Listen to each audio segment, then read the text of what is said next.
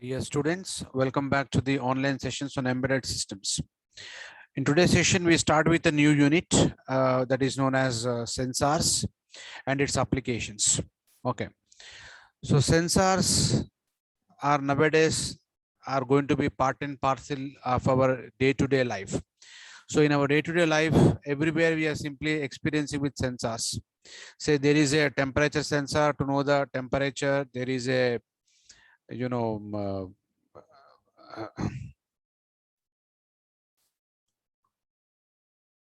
video surveillance center, video surveillance sensor, RFID sensor.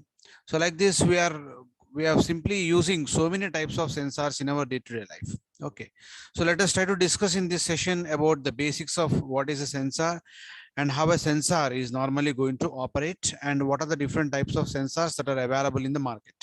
Okay. So first of all, we have discussed, we have seen so many types of sensors. Like if you see here, we have the temperature sensor, we have temperature sensor, we have smoke sensors, we have the,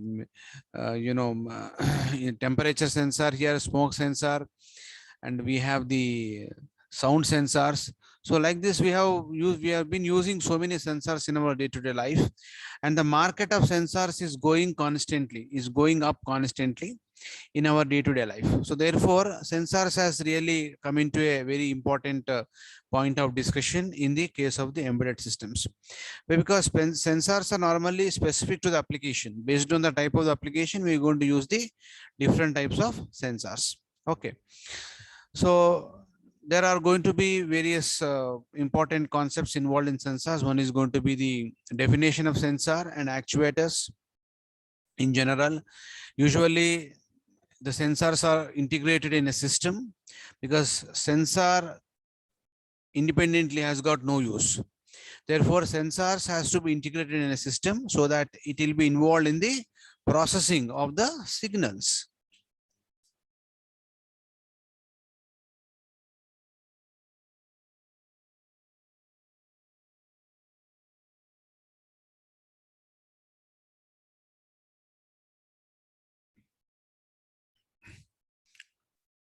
Sensors independently has got no use. So therefore, sensor is going to be an integrated part in a system. So a system of any complexity cannot be designed without the sensors. So without sensors, we cannot imagine any practical system nowadays. Okay, everywhere sensors are really mandatory so that the system can really perform the complex operations. And sensors are very difficult to classify because sensors are going to be the part and parcel of each and every part of the life. Therefore, it is very sensors are very much difficult to classify, but still we'll try to classify them based on certain criterias, and difficult to get good data on these sensors also. Okay, because sensors are numerous, multifold. So therefore, it is not like a one concrete kind of a concept which is normally going to be used for all the types of sensors. Just like, working of a CRT, working of a CRO, working of a monitor. Okay, so these working of monitor, working of CRO is always going to be same. They won't change in the life.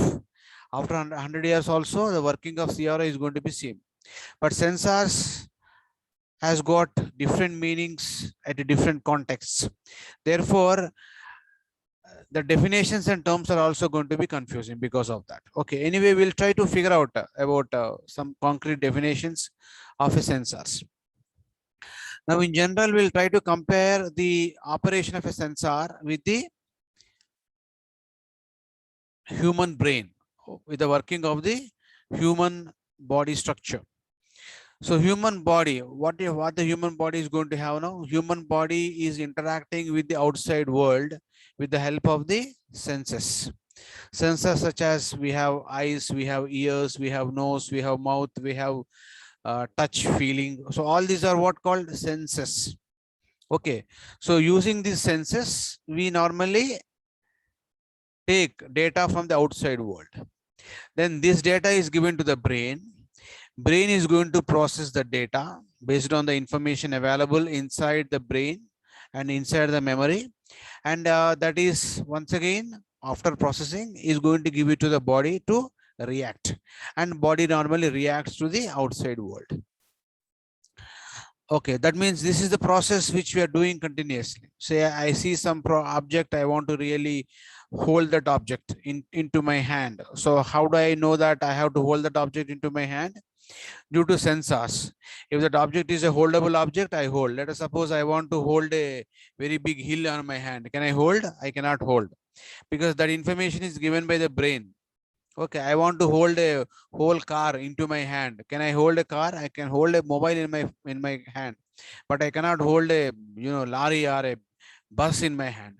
So who will give that information? It is the brain. And body is nothing but body means hand. So hand is normally going to lift that particular object. So it is something like, similarly, we just simply do the many operations with this process. Now, same operations when you do it with the system, what we'll do now, you have to construct a sensor which will interact with the outside world, and sensor is going to sense the data outside world and transforms that data into a computer understandable language. Then that is given to the actuator. Actuator is the device which is normally going to move certain objects based on the instructions given. Then that information is normally the actuator is going to take this information from computer, is going to move the external objects. So this is how the machine is normally going to perform with the help of the sensors. So that means here you can observe that sensor is nothing but a part of the system, but not the system itself. Okay, similar to the human body. So many questions will come into picture whenever sensors comes into picture. What do you mean by a sensor and actuator? Why they are so difficult to classify, and too many principles involved in sensors? There are multidisciplinary sensor devices available in the market. So a mixture of approaches of their designs, a mixture of units and range of complexities are involved with the sensors. So what are the examples of sensors that we can think of? A transducer can also be called as a sensor. What is a transducer? Transducer converts the signal from one form into the another form, is known as a transducer. Can also be called as a sensor. Probe, for example, is going to sense, right, the signals, right? Then gauges, say wire gauge, pressure gauge, temperature gauge, okay, strain gauge. So all these are gauges we're going to use. These gauges are going to transform one form to another form. Okay, spring gauge. So all these are the gauges. That means spring gauges are going to get a force as the input, pressure as the input. It gives a mechanical output at the output. Detectors are known as sensors. So there are so many definitions, so many examples of the sensors in the syllabus. So that means we have a transformer displacement type of a sensor, strain gauge sensor, temperature sensor, right? Thermistors, okay, thermocouples. All these are something like, comes under the sensors. So therefore, how can we define in general a sensor? A sensor is a device that responds to a physical stimulus and transmits a resulting impulse to the following circuit. Is known as a sensor. So sensor is nothing but a device that transforms to the physical stimulus. What is physical? Physical may be temperature, it may be pressure, it may be displacement. Okay, so then it transmits that information into a resulting pulse. That means it converts temperature into a voltage, pressure into a voltage, displacement into a voltage, right? That means what it responds to the input stimulus in terms of electrical signal. If at all you are looking into a electronic device sensors. A device such as a photoelectric cell that receives and responds to a signal stimulus. So photoelectric cell, what it does, it receives the photons as the input energy, that is light energy, and it gives electrical energy as output. Something like light detectors. So light detectors are normally going to convert light into the electrical energy. So that is also called as a sensor. So in general, the sensor is a device that responds to the physical stimulus, resulting into a impulse signal suitable for the device which is normally going to get implemented by the signal. Okay. Now put together, see these many operations put together, we can just simply called as a generalized sensor. We're going to have some signal, measurement signal, and this measurement signal is taken as input to a mixer circuit. The mixer circuit is normally going to mix the signal and gives the signal to the input matching device. So the signal is normally going to convert this. That means, say for example, there is a displacement signal.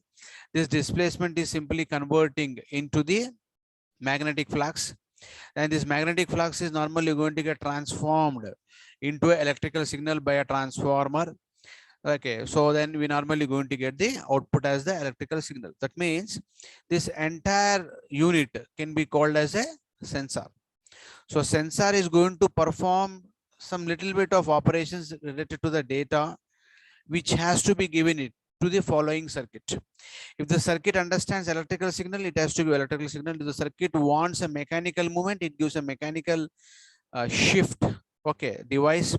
So like that, we normally go into different types of sensors. Say for example, the output has to be given to the mechanical routers, then we give it to the actuator output is normally given it to the mechanical motors. So like that, we just going to have a sensor which is normally going to comprise of mixers, input matching elements, and the transforming elements and amplification elements. Put together, we can call it as a sensor. That means, as I said you already, sensor has got different definitions.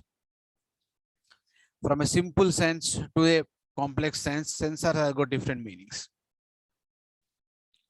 Now, composition of various types of sensors. Put together, all these blocks can be called as a sensor.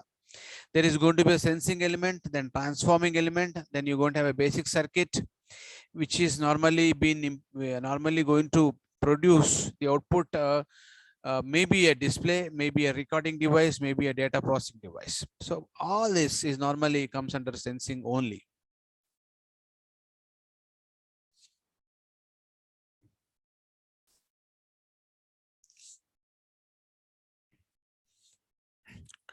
Next one is, we can just give a definition of a transducer, which can also comes under sensor.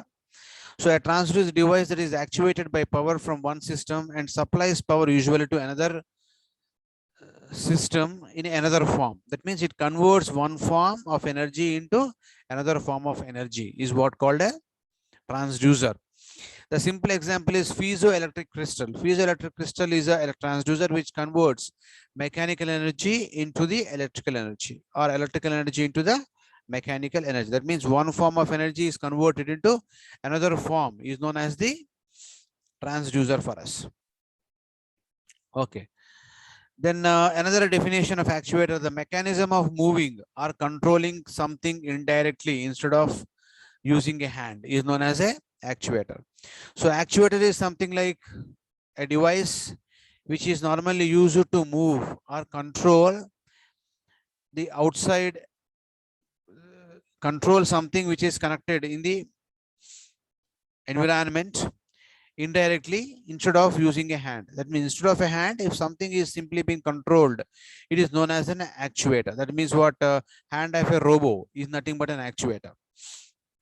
Okay, shaft of a motor is nothing but a actuator. So it is going to convert one form of energy to the shaft. We apply input as the electrical signal, and we get a mechanical movement at the output of the shaft. So that means what? That shaft can be called as, actuator circuit. So one that actuates a mechanical device for moving or controlling something is known as an actuator. That means something which is normally do some activity mechanically to the outside world is nothing but an actuator. That means the device which does some movement to the outside objects is known as an actuator circuit. So therefore, transducer can mean, it is more confusing. So people are going to use all this interchangeably. Say people are going to use a sensor, actuator, transducer. Okay, interchangeable, they're going to use the same. That means for a different task, they're going to use the same meaning, like, sensors. So all of them are really comprising of sensors. Based on the context, we use them accordingly. Okay, if directly we are going to convert from one form to another form, we simply call it as a actuator. So at some other cases where we normally moving some objects mechanically at the output side of some sensor, we simply call that as an actuator circuit. So that means if at all we are simply converting a displacement into a voltage, we call it a sensor. If at all we're converting a temperature into a voltage, we call it as a sensor. So like that, sensor has got several meanings as such. Okay. So in telephone communications, we're going to have a sensor example here. Direct sensor actuator link. So what this link is going to do, this loudspeaker is going to convert sound vibrations into electrical signals, and electrical signals are going to get transmitted by this transmission line. And then once again, you're going to have a speaker here which converts electrical signals into the acoustic signals. So this is how we normally perform these operations. So in this process, two transduction steps are involved. Two transducer steps are involved. One is converting sound energy to electrical energy. Other one is converting electrical energy into the sound energy. So here we're going to use the microphone. Here we're going to use the speaker. So therefore, these two are called as, sensors. So therefore, we use sensors, transducers interchangeably. Based on the context, we simply use them as something to be same meaning. So don't get, feel that sensors are different, transducers are different. All of them are going to be sensors only. Transducers, actuators can be called as sensors. And sensors, transducers, actuators are part of the system. Sensors are part of the systems. Okay, so like this, we can have an example of a telephone circuit, like a direct sensor actuator link. Sound is converted into change of resistance, and because of this resistance changes, that is connected to a wire, and it is normally going to get electrical signal. So, but this sensor is not going to perform opposite direction. That means reverse is not possible for this. Okay, that means reverse means what? Electrical signal into the mechanical, and possible with this. Okay. So usually sensor is not going to perform reverse task. That is what one issue that we can have. In our human body, whatever the role played by the eyes cannot be played by the ears. Whatever role played by the ears cannot be played by the nose. That means every sensor is identical of its own kind. One will perform only its specific task. It cannot perform other tasks. That is what basically called as a sensor in general. So it performs its own specific task of sensing the external stimulus. So here I can convert pressure to current. Air pressure is converted to the current. So telephone system is going to be one of the example that we can simply think of. So in general, what we can just define a sensor is nothing but a device that responds to the external physical stimulus. A transducer is a device that converts energy of one form into another form. Then actuator is a device or a mechanism capable of performing some physical action. So actuator performs physical action by taking the input. That means actuator output should be a physical form. That is what important thing. Whereas transducer is not physical form, it may be one form to another form. Sensor is nothing but responding to external stimulus. Is nothing but a sensor. What is stimulus? Any quantity that can be sensed is called stimulus. So any quantity, I mean by saying pressure, temperature, humidity, okay, all these, water pressure, volume.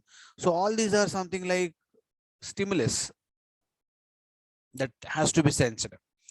So sometimes called the measured values. So these are nothing but the stimulus values. So stimulus is a quantity that can be sensed. It is called stimulus. Now, how do we, the most challenging is that classification of sensors and actuators is the most challenging part. So based on physical laws, we can classify them. Based on the chemical laws, we can classify them. Based on the biological laws, we can classify them. And after classification, we can have different types of sensors as active and passive sensors, contact, non-contact sensors, absolute, relative sensors, and so many other types of sensors based on the congregation effects of these three other schemes of sensors. Now, all of them are going to be pretty easy to understand now, like active sensors. A sensor that requires external power to operate is known as active sensors. What are the examples of active sensors? Strain gauges are known as active sensors. Okay, strain gauges means what? At the input side, we are going to give some pressure. Output will be, we are normally going to get a current or a voltage. That is what a strain gauge. Thermistors, same thing. Input is temperature, output is voltage. So some external power has to be given for a thermistor to operate. Microphone input is what? Voice signal. Acoustic signal output is going to be what now?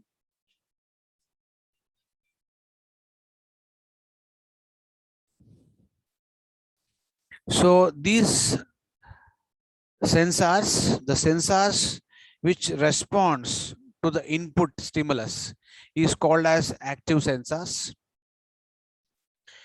And other sensors called as passive sensors.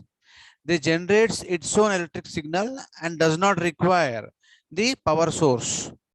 It does not require power source for it to operate. Is known as a passive sensor, like as thermocouples, magnetic microphones, piezoelectric sensors. So thermocouples, to operate thermocouple, it doesn't require energy to operate. Say for example, there is a amplifier circuit. For an amplifier to operate, we require VCC, external DC. That comes under an active kind of process. If amplifier is running by its own without external signal, it's called a passive type of the sensor. Okay, so these are the different types we have. And another is based on the contact and contactless sensors. Contact sensors are nothing but a sensor that require physical contact with the stimulus. Like temperature sensor, we need to have physical contact for temperature sensor. Strain gauges, there should be physical contact for strain gauge sensors. And non-contact means what? Infrared rays. That means remote controller is normally going to have infrared communications. So it is totally contactless kind of a communication. Optical sensors, magnetic sensors, all these are contactless kind of a sensors. Then absolute sensor that reacts to a stimulus on an absolute scale, like thermistors, strain gauges, they respond after it gets to a level, after it gets the input to a level, then only it responds. That means the sensor that reacts to a stimulus on an absolute scale, that means some minimum value has to be there for a sensor to respond. That is what the thing. Okay. Then relative sensor is sensed relative to the fixed or variable reference. It's called that's nothing but a a clipper circuit. Clipper or a comparator. Comparator is going to compare based on the fixed reference value. Okay, it is comes under kind of that kind of thing. That means if a sensor performs same task, if a sensor senses only once the stimulus with respect to some reference value, then it is called as a relative sensor type. Okay. So thermocouple measures temperature difference. Pressure is often measured related to the atmospheric pressure. So that means thermocouple measures temperature difference if a temperature is above some threshold value. Okay, that is called relative type of the sensors. And other schemes are going to be in a classification by broad area of detection like chemical sensor, optical, mechanical, biological, and a classification by physical laws is by photoelectric, magnetoelectric, thermoelectric, photomagnetic. That is physical laws. That means photoelectric means what? It converts light energy into the electrical energy. That is called physical law. It is total. That means physically, whatever there in the atmosphere, if it is sensing something like that, sensing that physical thing, it is called a physical loss. It is supporting a physical law. Then other one is area of applications, like consumer products. That means thumb impression is a consumer product.